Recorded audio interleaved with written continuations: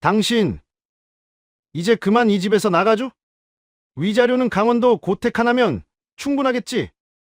아들도 내 뜻 따르기로 했어.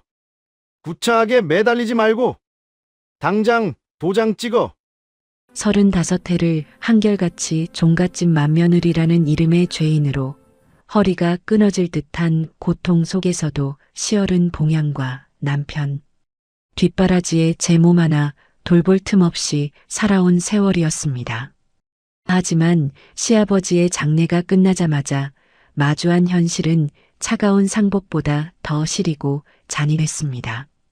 30년 넘게 한 이불을 덮고 잔 남편은 기다렸다는 듯 낯선 여자의 손을 잡고 나타나 미자 씨의 심장에 대못을 박았습니다.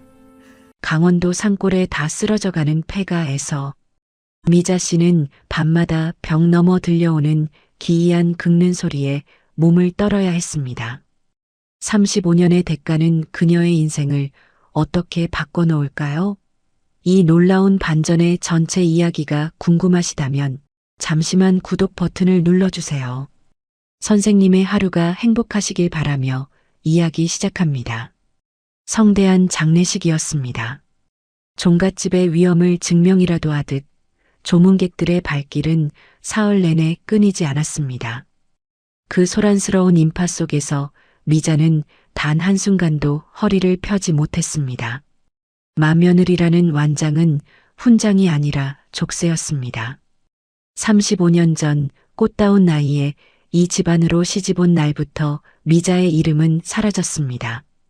오직 미자야가 아닌 야, 너 혹은 어이라고 불리며 시어른들의 수발을 들고 남편 성호의 비위를 맞추는 것이 그녀 삶의 전부였습니다. 발인 날 아침 미자의 손마디는 물 마를 날 없던 세월을 증명하듯 거칠게 갈라져 있었습니다. 시아버님을 떠나보내는 슬픔보다 이제는 정말 끝이 보인다는 안도감이 먼저 찾아왔습니다. 하지만 그 안도감은 채 몇 시간도 가지 못했습니다.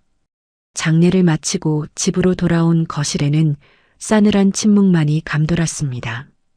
평소라면 수고했다는 말 한마디쯤 건넸을 남편 성호는 평소와 달리 정장을 말쑥하게 차려입은 채 미자를 쳐다보지도 않았습니다.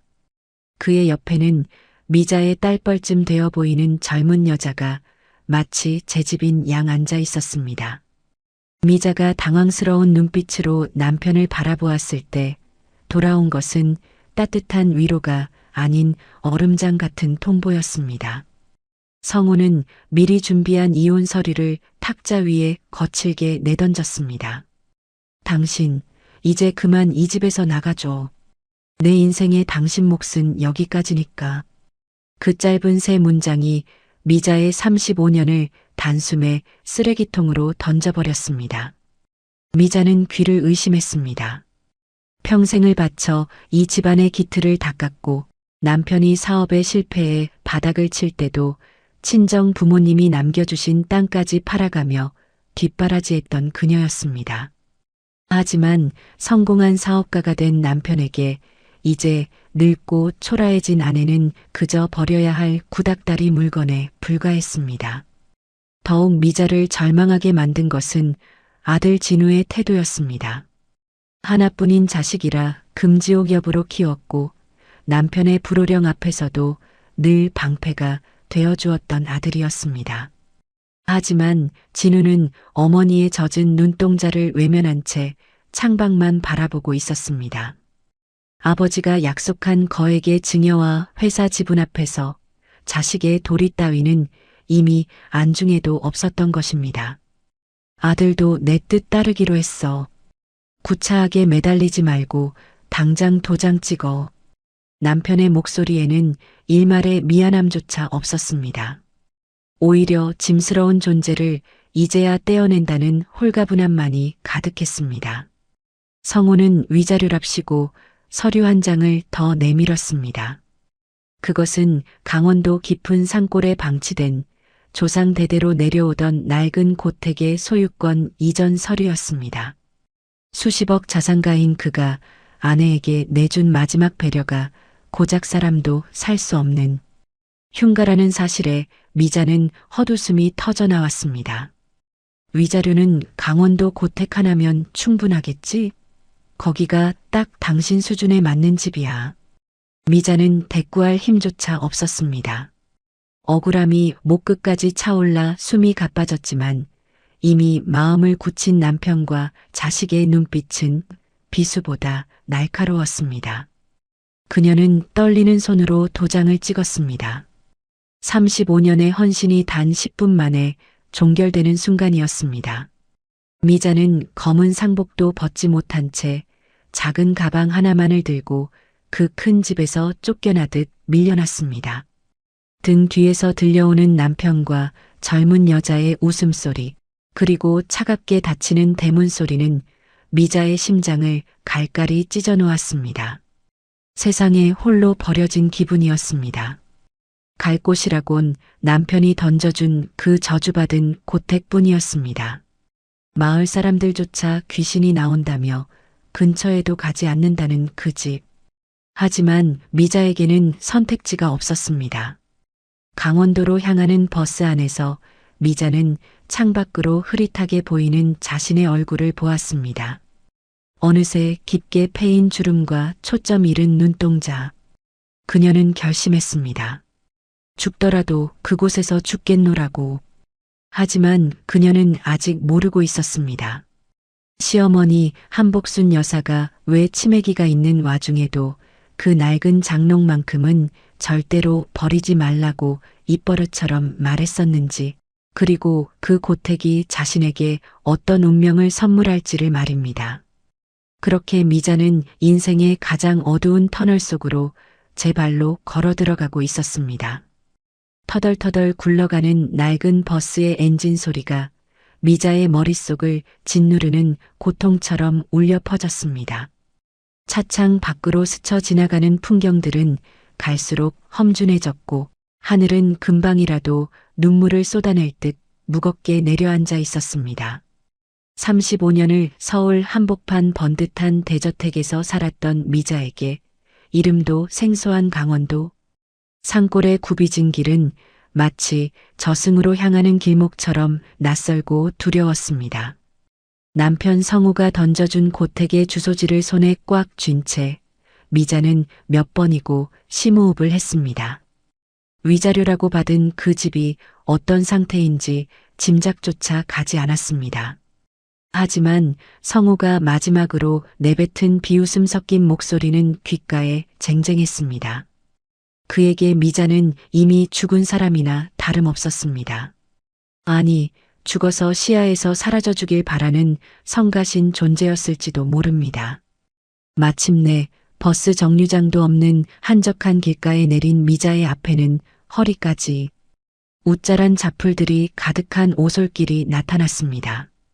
짐 가방 하나를 끌고 그 길을 헤치며 한참을 올라가자 숲속 깊은 곳에 숨어있던 낡은 기와집 한 채가 모습을 드러냈습니다. 100년은 좋게 넘었을 법한 고택은 세월의 무게를 이기지 못해 여기저기 뒤틀려 있었고 벗겨진 단청과 깨진 기와 사이로 음산한 기운이 뿜어져 나왔습니다. 대문은 경첩이 녹슬어 괴기스러운 소리를 내며 열렸습니다. 마당은 이미 주인을 잃은 지 오래되어 잡초와 이끼가 점령하고 있었고 처마 밑에는 거미줄이 흉물스럽게 쳐져 있었습니다. 미자는 떨리는 다리로 마루에 올라섰습니다. 발을 내디딜 때마다 구슬픈 비명 같은 판재 소리가 고요한 산속을 울렸습니다. 안방으로 보이는 방의 문을 열자 쾌쾌한 곰팡이 냄새와 먼지가 코를 찔렀습니다. 가구 하나 없는 텅 빈 방 안에서 유일하게 자리를 지키고 있는 것은 구석에 놓인 커다란 장롱뿐이었습니다. 그것은 과거 시어머니 한복순 여사가 그토록 아꼈던 자개장롱이었습니다. 화려했던 자개 문양은 빛을 잃고 군데군데 떨어져 나갔지만 그 육중한 존재감만큼은 방안을 압도하고 있었습니다. 미자는 문득 요양원에 계신 시어머니를 떠올렸습니다. 시어머니는 치매 증상이 심해지기 전 정신이 온전할 때마다 미자의 손을 붙잡고 알 수 없는 소리를 하곤 했습니다.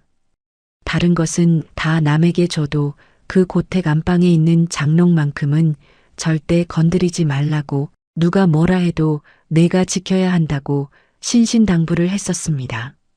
당시 미자는 그저 노인네의 망령 섞인 집착이라고만 생각하며 대수롭지 않게 넘겼습니다. 하지만 지금 이 폐가 같은 집에서 홀로 그 장롱을 마주하니 소름 끼치는 한기가 등줄기를 타고 흘렀습니다. 남편 성호는 이 집을 두고 가치도 없는 흉가라며 비웃었습니다.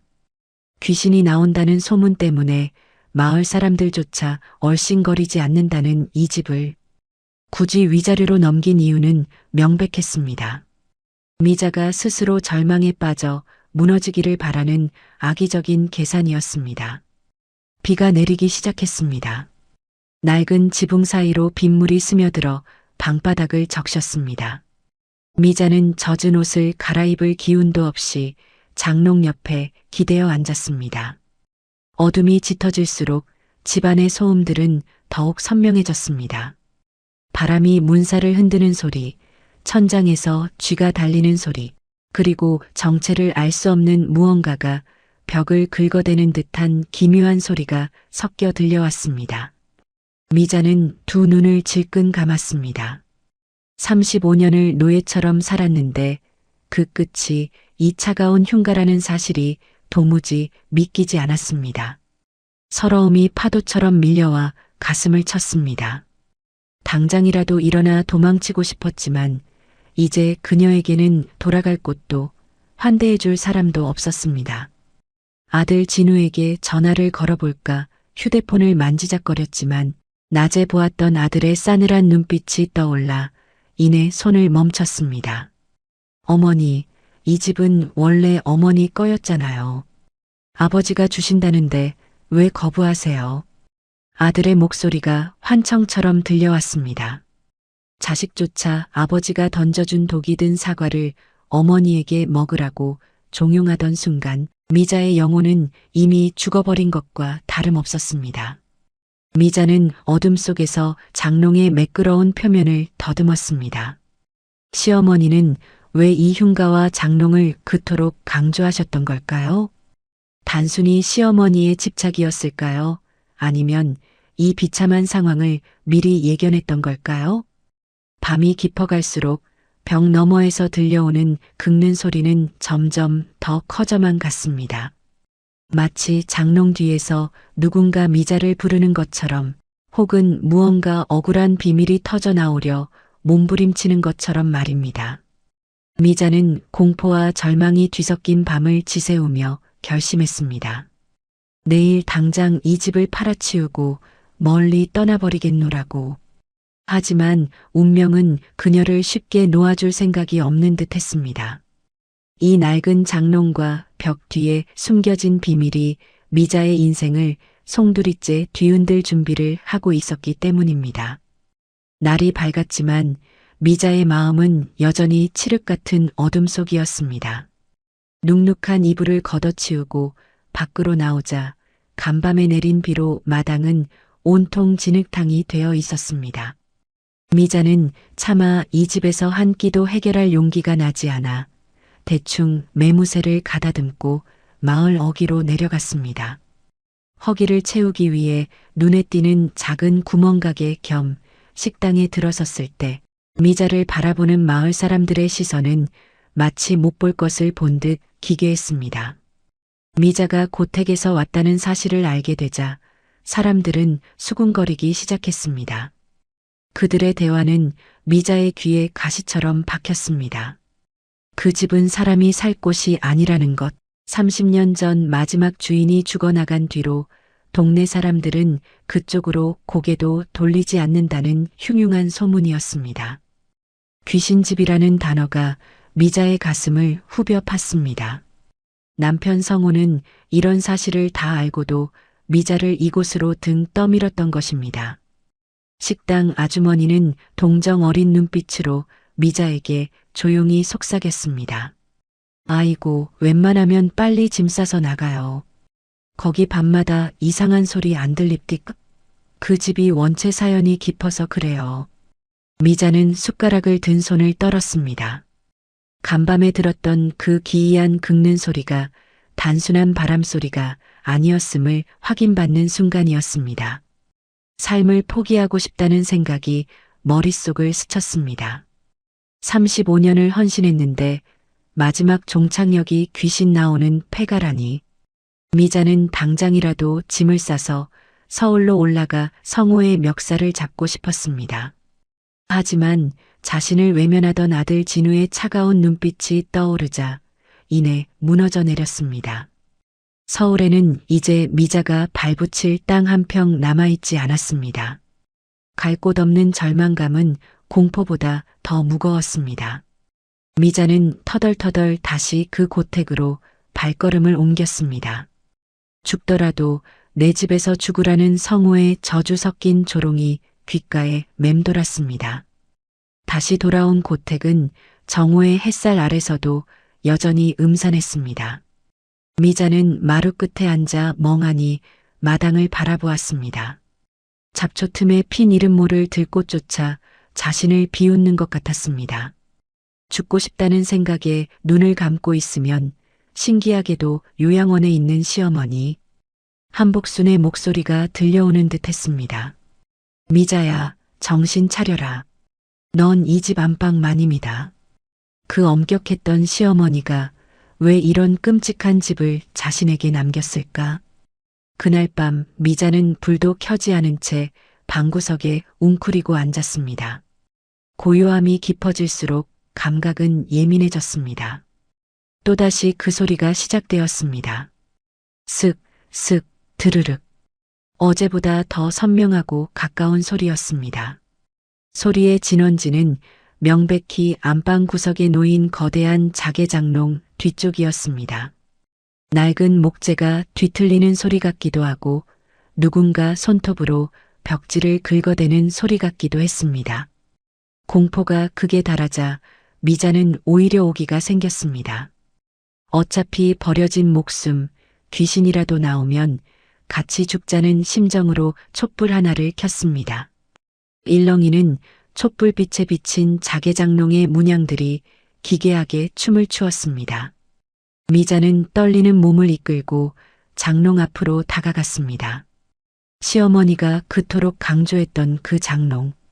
절대로 옮기지도 말고 건드리지도 말라던 그 물건 뒤에 도대체 무엇이 있기에 이런 소리가 나는 것인지 확인해야만 했습니다. 하지만 혼자 힘으로 그 육중한 장롱을 옮기기란 불가능해 보였습니다. 미자는 장롱 문을 열어보았습니다. 안에는 먼지만 가득할 뿐 아무것도 없었습니다. 그런데 장롱 안쪽 깊숙한 곳에서 묘한 향기가 뿜어져 나왔습니다. 벽과 장롱 사이의 좁은 틈새로 촛불을 비추어 보려 했지만 어둠은 빛을 집어삼킬 듯 깊었습니다. 미자는 방바닥에 엎드려 장롱 밑바닥을 살폈습니다. 그 순간 미자의 눈에 들어온 것은 곰팡이로 얼룩진 벽지가 아니라 누군가 인위적으로 파놓은 듯한 미세한 틈이었습니다. 그 틈 사이로 한기가 새어나오고 있었습니다. 미자는 소름이 돋았습니다. 마을 사람들이 말한 귀신 소동이 사실은 이 장롱 뒤에 숨겨진 어떤 실체 때문일지도 모른다는 의구심이 들었습니다. 절망과 공포가 뒤섞인 밤은 길었습니다. 미자는 장롱을 붙잡고 뜬 눈으로 밤을 지새웠습니다. 밖에서는 으스스한 산새 소리가 울려 퍼졌고 방 안에서는 정체 모를 긁는 소리가 규칙적으로 들려왔습니다. 이게 끝이 아니야. 무언가 있어. 미자는 본능적으로 느꼈습니다. 성우가 버린 이 집이 그리고 시어머니가 남긴 이 장롱이 자신의 마지막 인생을 송두리째 바꿔놓을 거대한 소용돌이의 입구라는 사실을 말입니다. 마을 사람들의 경고와 밤마다 들려오는 기분 나쁜 긁는 소리에 미자의 정신은 피폐해질 대로 피폐해졌습니다. 하지만 도망칠 곳 없는 현실은 미자를 더욱 독하게 만들었습니다. 미자는 이 집을 둘러싼 불길한 소문의 실체를 확인하기 위해 그리고 자신을 이 벼랑 끝으로 내몬 남편 성호의 계산이 틀렸음을 증명하기 위해 고택 구석구석을 뒤지기 시작했습니다. 가장 먼저 찾아낸 것은 마루 구석 낡은 괴짝 안에서 발견된 시어머니의 일기장이었습니다. 낡아서 종이가 바스러질 듯한 그 기록들 사이에는 미자가 몰랐던 시어머니 복순의 고통이 서려 있었습니다. 시어머니 역시 이 종갓집의 권위와 남편의 외도로 평생을 눈물로 지샜던 여인이었습니다. 일기장 곳곳에는 미자야, 너만은 나처럼 살지 마라는 글귀가 번진 눈물 자국과 함께 남아 있었습니다. 미자는 가슴 한구석이 아릿해졌습니다. 평생 자신을 혹독하게 시집살이 시켰던 그 매정한 시어머니가 사실은 자신과 똑같은 상처를 공유한 동지였다는 사실이 믿기지 않았습니다. 그러다 문득 미자의 뇌리를 스치는 기억이 있었습니다. 요양원으로 보내지기 직전 시어머니는 초점 없는 눈으로 미자의 손을 으스러지게 잡으며 중얼거렸습니다. 장롱은 절대 옮기지 마라. 그 뒤에 내 목숨줄이 달려있다. 당시에는 치매 노인의 망언이라 여겼지만 이 텅 빈 폐가에서 유독 거대하고 화려하게 자리를 지키고 있는 자개장롱을 보니 소름 끼치는 예감이 적중하고 있다는 확신이 들었습니다. 미자는 안방으로 들어가 다시 한번 장롱을 살폈습니다. 곰팡이가 슬어 퀴퀴한 냄새가 진동하는 방 안에서 장롱 주위만 유독 공기가 차갑고 결이 달랐습니다. 장롱 문을 열어 젖히자 어둠이 입을 벌린 듯 깊은 구멍처럼 느껴졌습니다. 미자는 손을 넣어 장롱 안쪽 벽면을 더듬었습니다. 매끄러워야 할 나무 판자 어딘가에서 묘한 이질감이 느껴졌습니다. 마치 무언가 덧대어진 듯한 미세한 턱이 손끝에 걸렸습니다. 그 순간 밖에서 인기척이 들려왔습니다. 미자는 소스라치게 놀라며 손을 뺐습니다. 열린 문 사이로 비친 것은 다름 아닌 아들 진우였습니다. 서울에서 연락 한 통 없던 아들이 예고도 없이 나타난 것입니다. 반가움보다는 불길함이 앞섰습니다. 진우의 옷차림은 여전히 번듯했지만 얼굴에는 초조함과 탐욕이 가득했습니다.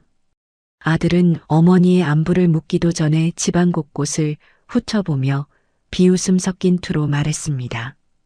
아버지 성우의 사업이 갑자기 자금난에 처했다는 소식이었습니다. 성우는 이 고택 부지가 개발 계획에 포함될지도 모른다는 헛소문을 듣고 아들을 보내 집을 다시 내놓으라고 종용하고 있었던 것입니다. 미자는 기가 막혔습니다. 버릴 때는 언제고 이제 와서 돈 냄새가 나니 다시 빼앗아 가겠다는 남편의 행태에 치가 떨렸습니다. 진우는 어머니의 눈물을 무시한 채 엄마 어차피 이런 흉가에서 어떻게 살아요. 그냥 아버지한테 넘기고 요양원이나 가세요라며 가슴에 비수를 꽂았습니다. 아들이 돌아간 뒤 미자는 홀로 남겨진 방 안에서 오열했습니다. 자식마저 자신을 사람이 아닌 치워야 할 짐으로 여기고 있었습니다. 미자는 이를 악물었습니다. 절대로 이 집을 순순히 내줄 수 없었습니다. 시어머니가 왜 그토록 이 장롱을 지키라고 했는지, 그 이유가 이 집을 지킬 마지막 열쇠일지도 모른다는 생각이 번뜩 들었습니다. 밤이 깊어지자 다시 그 소리가 시작되었습니다. 드르륵, 슥, 슥. 이번에는 장롱 뒤쪽이 아니라 장롱 안쪽 깊은 곳에서 울려 퍼지는 듯 했습니다. 미자는 촛불을 들고 장롱 안으로 몸을 밀어 넣었습니다. 좁고 어두운 나무 상자 안에서 미자는 자신의 35년 세월을 마주했습니다. 억울함과 분노, 그리고 슬픔이 뒤섞인 감정이 폭발했습니다. 미자는 미친 듯이 장롱 안쪽 벽면을 손톱이 깨지도록 긁어내기 시작했습니다. 무언가 숨겨져 있다는 확신, 여기서 무너지면 정말로 자신의 인생은 쓰레기처럼 버려질 것이라는 공포가 그녀를 움직이게 했습니다. 그러던 중 손끝에 차가운 금속의 감촉이 닿았습니다. 장롱 안쪽 구석, 보이지 않는 곳에 작은 걸쇠 같은 것이 만져졌습니다. 미자가 그 걸쇠를 힘껏 잡아당기자 육중한 장롱 전체가 미세하게 흔들리며 벽 쪽에서 턱하는 소리가 났습니다. 동시에 장롱 뒤쪽 벽지가 찢어지는 소리와 함께 곰팡이 냄새와는 전혀 다른 오래된 한지의 마른 냄새가 훅 끼쳐왔습니다. 미자는 숨을 멈췄습니다. 장롱은 단순한 가구가 아니었습니다. 그것은 벽 뒤에 숨겨진 무언가를 가리기 위한 거대한 문이었습니다. 하지만 그 순간 천장에서 쥐떼가 지나가는 듯한 요란한 소리와 함께 지붕의 낡은 석가래 하나가 미자의 어깨 위로 떨어졌습니다. 미자는 비명을 지르며 바닥으로 고꾸라졌습니다. 촛불은 바닥에 떨어져 힘없이 꺼져버렸고 방 안은 순식간에 암흑으로 변했습니다. 어둠 속에서 미자는 느꼈습니다. 누군가 어둠 속에서 자신을 지켜보고 있는 듯한 서늘한 시선을 말입니다. 그리고 장롱 너머에서 들려오던 그 기이한 소리가 멈추고 대신 낮은 흐느낌 같은 바람 소리가 방 안을 가득 채우기 시작했습니다. 어깨 위로 떨어진 석가래의 통증보다 더 무거운 것은 눈앞을 가린 칠흑 같은 어둠이었습니다. 미자는 바닥에 엎드린 채 거친 숨을 몰아쉬었습니다. 밖에서는 마치 하늘이 구멍이라도 난 듯 장대비가 고택을 집어삼킬 기세로 퍼붓고 있었습니다. 35년을 참고 살았던 미자의 눈물처럼 빗물은 낡은 천장을 타고 내려와 방바닥을 흥건히 적셨습니다. 하지만 미자는 주저앉아 있을 수 없었습니다. 아들 진우가 남기고 간 차가운 경고와 남편 성호의 비열한 계산이 미자의 가슴 속에 불을 지폈습니다. 그래, 죽더라도 이 안에서 무슨 일이 일어나는지는 보고 죽어야겠다. 미자는 더듬거리는 손으로 바닥을 훑어 꺼진 양초를 찾아냈습니다. 젖은 손으로 성냥을 긋고 또 그은 끝에 작은 불꽃이 다시금 방 안을 비추었습니다. 불빛이 닿은 곳에는 아까 힘껏 당겼던 장롱의 걸쇠가 여전히 반쯤 열린 채 걸려 있었습니다. 미자는 어깨의 통증을 무시하고 다시 장롱 안으로 몸을 집어넣었습니다. 장롱 뒤쪽 벽면은 곰팡이와 습기로 인해 눅눅하게 불어 있었는데 기이하게도 특정 부분만은 단단한 목재의 질감이 느껴졌습니다. 미자는 장롱을 앞으로 밀어내기 위해 온 힘을 다했습니다. 35년간 시집살이로 다져진 억척스러운 근력이 마지막 힘을 발휘했습니다. 기익하는 기분 나쁜 마찰음이 정막을 깼습니다. 육중한 자개장롱이 조금씩 앞으로 밀려나자 그 뒤에 숨겨져 있던 벽면이 서서히 모습을 드러냈습니다. 그런데 그곳에 있어야 할 벽지는 온데간데였고 대신 검게 그을린 낡은 판자들이 덧대어져 있었습니다. 미자는 숨을 들이켰습니다.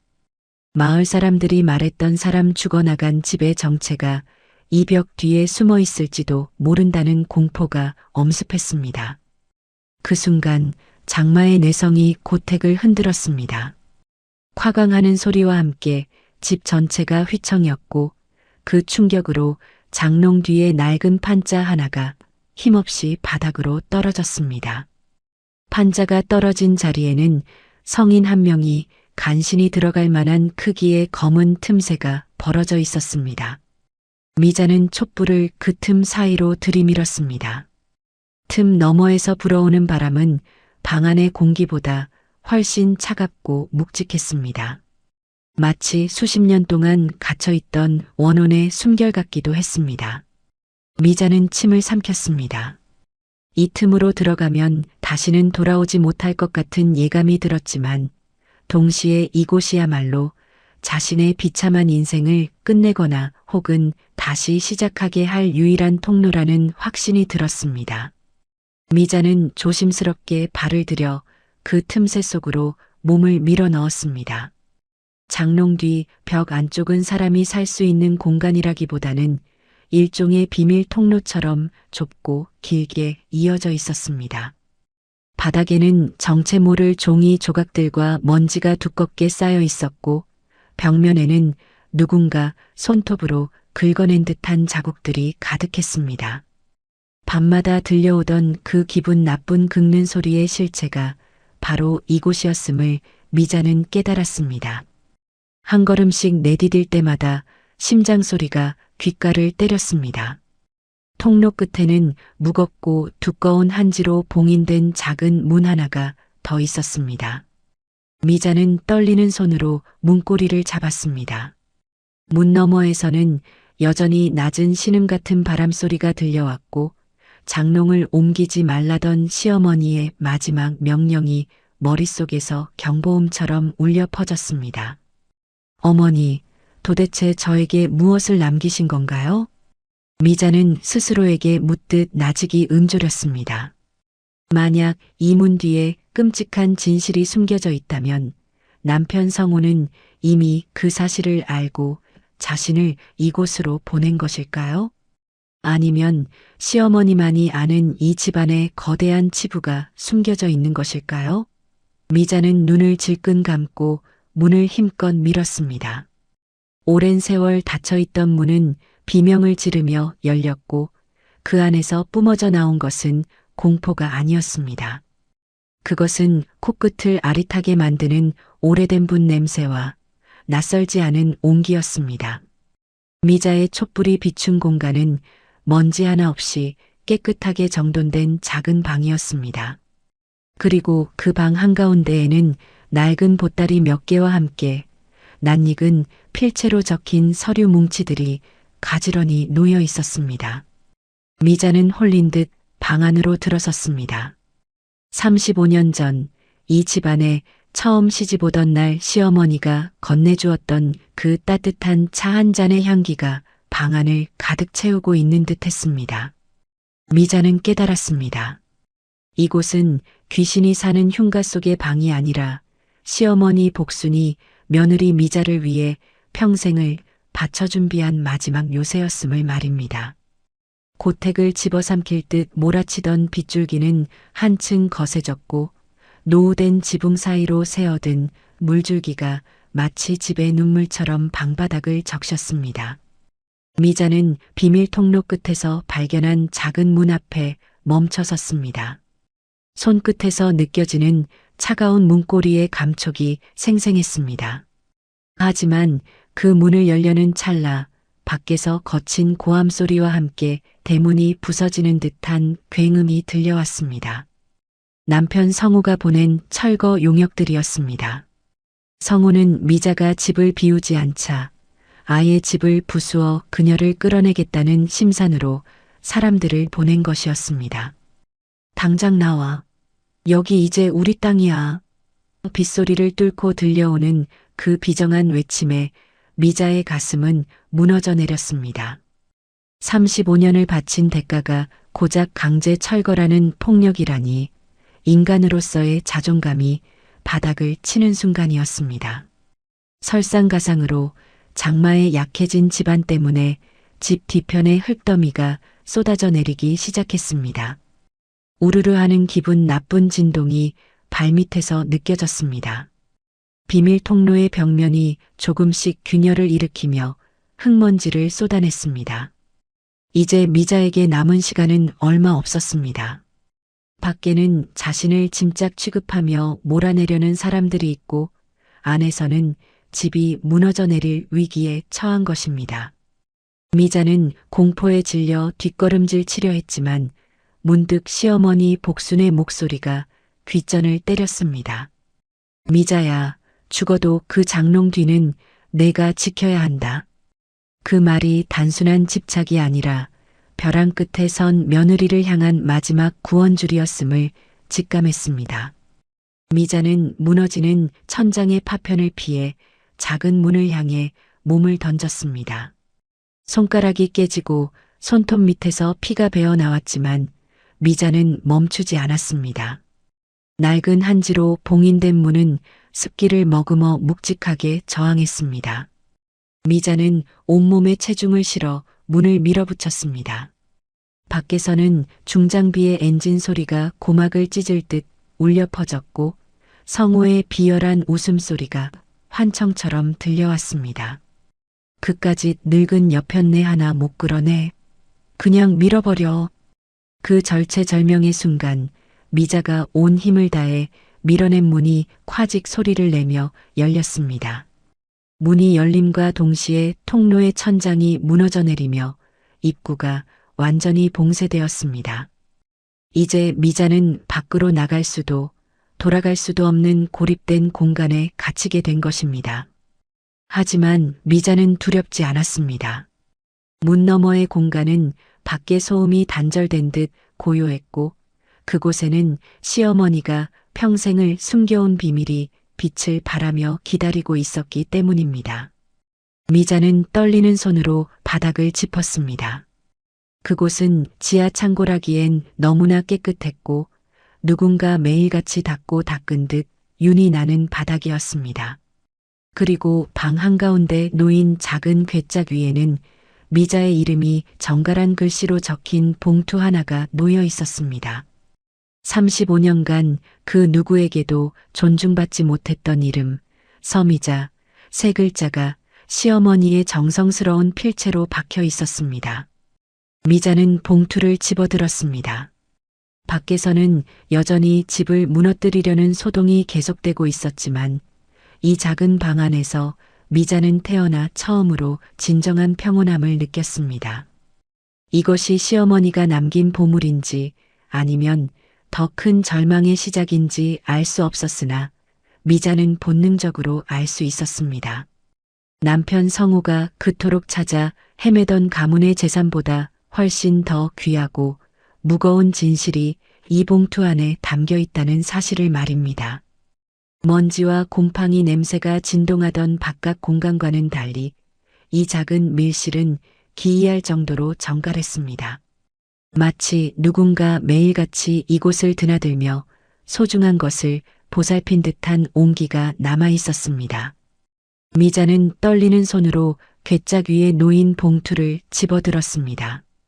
그 안에는 한자 한자 꾹꾹 눌러 쓴 시어머니 한복순의 편지와 함께 미자가 평생 잊지 못했던 물건들이 잠들어 있었습니다.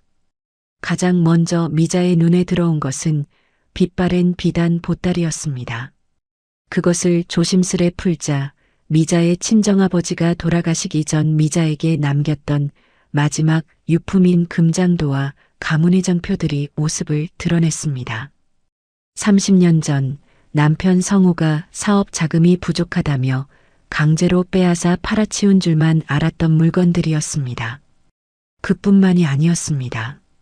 보따리 깊숙한 곳에는 시어머니의 명의로 된 여러 개의 통장과 함께 금반지 수십 개가 가지런히 담겨 있었습니다. 미자는 숨이 멎는 것 같았습니다.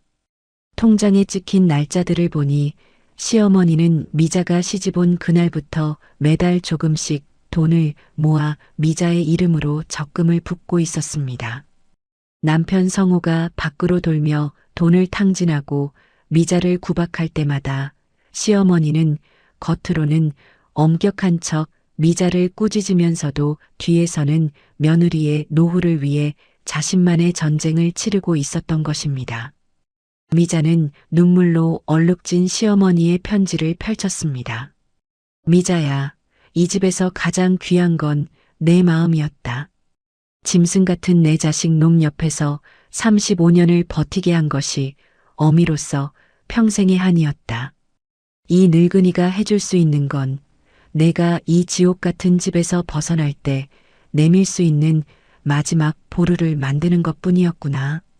성우 그놈은 이 고택이 빈 껍데기인 줄 알겠지만 이 집의 진짜 주인은 이 땅 아래 숨겨진 내 눈물과 내 진심이다. 이제 이 돈과 유품으로 내 인생을 살아라. 누구의 아내도 누구의 어머니도 아닌 서미자로 살아가거라. 편지를 읽어 내려가던 미자의 통곡이 좁은 방 안을 가득 채웠습니다. 평생 자신을 괴롭히던 시집살이가 사실은 탐욕스러운 아들 성우로부터 미자를 보호하기 위한 시어머니의 처절한 연극이었음을, 그리고 이 고택이 미자에게 위자료로 넘겨지도록 시어머니가 치매 증상을 연기하며 성우를 속여왔음을 깨닫는 순간이었습니다. 성우는 이 집이 귀신 나오는 폐가라 가치가 없다고 생각했겠지만 사실 이 고택의 지하에는 시어머니가 평생을 모아온 가문이 숨은 자산과 미자의 친정 유산들이 고스란히 보존되어 있었습니다. 미자가 발견한 것은 단순한 돈이 아니었습니다. 35년간 부정당해온 자신의 삶에 대한 유일한 증명서이자 자신을 유일하게 믿어주었던 한 사람의 거대한 사랑이었습니다. 밖에서는 여전히 용역들의 고함과 중장비 소리가 들려왔지만 미자는 더 이상 두렵지 않았습니다. 오히려 차분해진 마음으로 보따리를 챙겨 들었습니다. 시어머니가 남긴 편지 뒷면에는 성우와 아들 진우가 저질러온 비자금 횡령과 탈세 증거 자료들이 상세히 기록된 장부의 위치까지 적혀 있었습니다. 성우가 미자를 버리며 던져준 이 폐가가 사실은 성우를 몰락시키고 미자를 다시 세울 가장 강력한 무기가 된 것입니다. 미자는 어둠 속에서 빛나는 금반지를 손에 꽉 쥐었습니다. 35년 전 이 집에 처음 발을 들였던 순진했던 세댁은 이제 없었습니다. 대신 자신의 권리를 되찾고 자신을 배신한 이들에게 처절한 대가를 치러줄 강인한 여인이 그곳에 서 있었습니다. 미자는 시어머니가 남긴 마지막 문구를 가슴에 새겼습니다. 끝이라고 생각한 그 자리가 사실은 새로운 시작이었음을 말입니다. 고택을 허물려던 굉음이 거짓말처럼 잦아들었습니다. 시어머니가 남긴 비밀방에서 나온 미자의 손에는 성우의 파렴치한 범죄 증거가 담긴 장부와 시어머니의 인감도장이 들려 있었습니다. 미자는 흙먼지를 뒤집어 쓴 채 무너진 벽 틈으로 당당히 걸어 나왔습니다. 밖에는 당황한 기색이 역력한 용역들과 그 뒤에서 뒷짐을 지고 선 남편 성우, 그리고 초조하게 담배를 피우던 아들 진우가 있었습니다. 성우는 살아나온 미자를 보고 반가워하기는커녕 혀를 찼습니다. 독한 여편네, 그냥 깔려 죽지 않고 기어 나왔냐? 성우의 비정한 말에 미자는 예전처럼 울거나 매달리지 않았습니다. 대신 서늘한 미소를 지으며 성우의 앞으로 다가갔습니다. 그리고 품 안에서 시어머니의 유품인 비단 보따리를 꺼내 보였습니다. 성우의 눈이 휘둥그레졌습니다. 그것은 그가 평생을 찾아 헤매던 집안에 숨겨진 가보와 비자금 통장들이었기 때문입니다. 성우는 탐욕에 눈이 멀어 미자에게 달려들려 했으나 미자가 내민 또 다른 서류 뭉치를 보고는 그 자리에 얼어붙었습니다. 그것은 성우가 지난 10년간 저질러온 이중 장부와 탈세 증거들이었습니다. 시어머니는 아들의 타락을 미리 예견하고 며느리 미자에게 가장 강력한 칼날을 쥐어준 것이었습니다. 이게 어디서 났어? 당장 내놔. 성우의 고함은 이제 공포로 변해 있었습니다. 옆에 있던 아들 진우도 상황이 심상치 않음을 직감하고 미자의 팔을 붙잡았습니다. 엄마, 일단 진정하고 대화로 해요. 아버지가 실수하신 거잖아요. 저를 봐서라도 이러지 마세요.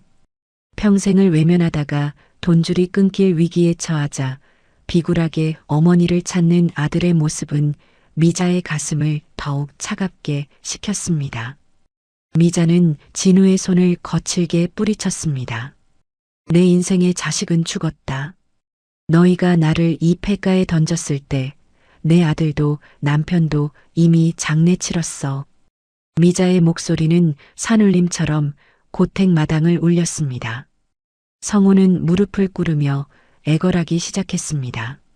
검찰에 이 장부만은 넘기지 말아달라고, 원하는 건 다 해주겠다고 빌었습니다. 하지만 미자는 눈 하나 깜짝하지 않았습니다. 그녀는 성호가 위자료랍시고 던져주었던 고택양도 서류를 그의 얼굴에 던졌습니다.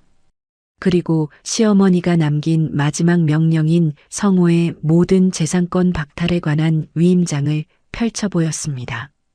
성호의 사업은 이미 부도 직전이었고 그가 믿었던 마지막 자산인 이 고택 부지조차 이제는 법적으로 완벽하게 미자의 단독 소유가 되었습니다. 뿐만 아니라 시어머니가 몰래 모아둔 자금은 성호의 빚을 갚아주는 대신 미자가 새로운 삶을 시작할 든든한 미천이 될 것이었습니다. 성호와 진우는 자신들이 던진 덫에 스스로 걸려들어 비참한 몰락을 맞이하게 되었습니다. 미자는 용역들에게 당장 이 땅에서 물러나라고 명령했습니다. 경찰이 도착하고 성호는 비명을 지르며 연행되었습니다. 진우 역시 아버지의 공범으로 조사를 받아야 할 처지가 되어 고개를 숙인 채 끌려갔습니다. 그들이 떠난 자리에는 다시 고요함이 찾아왔습니다. 미자는 무너진 담벼락 옆에 서서 지는 해를 바라보았습니다.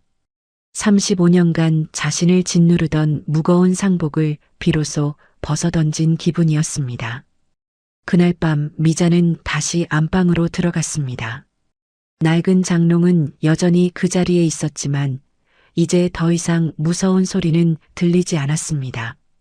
장롱 뒤에 숨겨졌던 것은 귀신의 곡소리가 아니라 억울하게 죽어간 여인들의 한과 그것을 풀어내려는 시어머니의 마지막 사랑이었음을 미자는 알고 있었습니다. 미자는 시어머니의 인감을 가슴에 품고 다짐했습니다. 다시는 누군가의 그림자로 살지 않겠노라고. 성호와 진우가 떠난 고택에는 비로소 평화로운 정적이 찾아왔습니다. 미자는 시어머니가 남긴 그 보물 같은 방에 다시 들어갔습니다. 이제 그곳은 더 이상 어둡고 눅눅한 밀실이 아니었습니다. 창호지 사이로 스며드는 따스한 아침 햇살이 방 안의 금반지와 유품들을 눈부시게 비추고 있었습니다. 미자는 시어머니의 편지를 소중히 접어 품에 넣었습니다.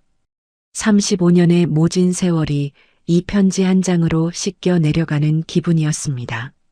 미자는 남편에게서 되찾은 그 막대한 자금을 오직 자신과 소외된 이들을 위해 쓰기로 결심했습니다. 하지만 화려한 백화점 쇼핑이나 번듯한 아파트를 사는데 쓰지 않았습니다. 그녀는 가장 먼저 이 낡은 고택을 수리하기 시작했습니다. 귀신집이라며 마을 사람들이 손가락질하던 흉가는 전국 최고의 한옥 기술자들의 손길을 거쳐 따뜻한 온기가 감도는 아름다운 치유의 공간으로 재탄생했습니다. 담벼락을 허물어 마을 사람 누구나 들러 차 한 잔 마실 수 있는 마당을 만들었고 낡은 석가래는 튼튼한 새 나무로 교체되어 집의 기틀을 다시 세웠습니다. 마을 사람들은 몰라보게 변한 미자의 모습에 깜짝 놀랐습니다. 초점 잃은 눈동자로 폐가에 들어갔던 여인이 이제는 당당한 기품과 인자한 미소를 풍기며 사람들을 맞이하고 있었기 때문입니다. 미자는 이 고택을 장롱 뒤의 마음이라는 이름의 작은 쉼터로 꾸몄습니다.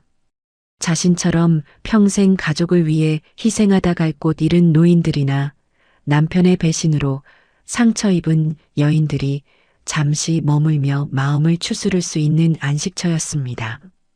공사 과정에서 미자는 시어머니가 남긴 자개장롱을 거실 가장 잘 보이는 곳에 배치했습니다. 한때는 공포의 진원지였고 한때는 시어머니의 독한 시집살이를 상징하던 가구였지만 이제 그 장롱은 미자에게 가장 소중한 보물이자 훈장이 되었습니다. 장롱의 매끄러운 칠을 닦아낼 때마다 미자는 시어머니가 남긴 미자야. 이 집에서 가장 귀한 건 내 마음이었다라는 말을 되새겼습니다. 장롱 뒤에 숨겨졌던 것은 단순히 금덩이나 돈이 아니었습니다. 그것은 절망의 끝에서도 자신을 믿어주는 단 한 사람만 있다면 인생은 다시 시작될 수 있다는 위대한 희망이었습니다. 쉼터가 운영되자 전국 각지에서 사연을 가진 노인들이 찾아왔습니다. 미자는 그들의 손을 맞잡고 따뜻한 밥 한 끼를 대접하며 자신의 이야기를 들려주었습니다. 끝이라고 생각한 자리에서 새로운 인생이 시작되었다는 미자의 고백은 수많은 이들의 눈시울을 적셨습니다. 미자는 이제 누군가의 며느리나 아내가 아닌 상처 입은 영혼들을 보듬는 고택의 주인으로서 제2의 전성기를 살아가고 있었습니다. 어느 맑은 오후 미자는 마당 평상에 앉아 손님들에게 따뜻한 대추차를 대접했습니다. 고요한 산골에 사람들의 웃음소리가 꽃향기처럼 퍼져나갔습니다. 그때 멀리 대문 밖에서 초라한 행색의 사내 하나가 서성이는 것이 보였습니다. 모든 것을 잃고 노숙자 신세가 되어 떠돌던 전남편 성우였습니다. 그는 한때 자신의 아내였던 미자의 빛나는 모습을 보며 차마 안으로 발을 들이지 못한 채 나무 뒤에 숨어 눈물을 훔쳤습니다. 아들 진우 역시 모든 지원이 끊긴 채 밑바닥 생활을 전전하며 어머니의 소중함을 뒤늦게 깨닫고 매일같이 후회의 밤을 보내고 있었습니다. 미자는 대문 밖의 그림자를 보면서도 아무런 동요를 느끼지 않았습니다. 미움도 원망도 이미 시어머니의 사랑 안에서 다 녹아 없어진 뒤였습니다. 그녀는 이제 누구의 그림자로 살지 않았습니다. 오직 서미자라는 이름 석자로 온전히 서서 자신의 삶을 스스로 개척해 나갔습니다. 35년의 긴 인고 끝에 얻어낸 진정한 자유이자 왕관이었습니다. 미자는 가슴속 깊이 간직한 시어머니의 환청 같은 목소리를 들었습니다. 미자야, 이제 정말 내 인생을 살고 있구나. 미자는 하늘을 올려다보며 환하게 웃었습니다. 처마 끝에 매달린 풍경 소리가 바람을 타고 맑게 울려 퍼졌습니다. 끝이라고 생각했던 그 저주받은 폐가에서 미자의 진짜 인생은 비로소 완성되고 있었습니다. 인생의 가장 깊은 어둠 속에서도 누군가는 당신을 위해 반드시 빛을 준비하고 있다는 사실을 미자는 이 아름다운 고택에서 자신의 삶으로 매일같이 증명하고 있었습니다. 긴 이야기 함께 해주셔서 감사합니다. 이야기가 좋으셨다면 구독, 좋아요 버튼 눌러주세요. 여러분 오늘도 행복하세요.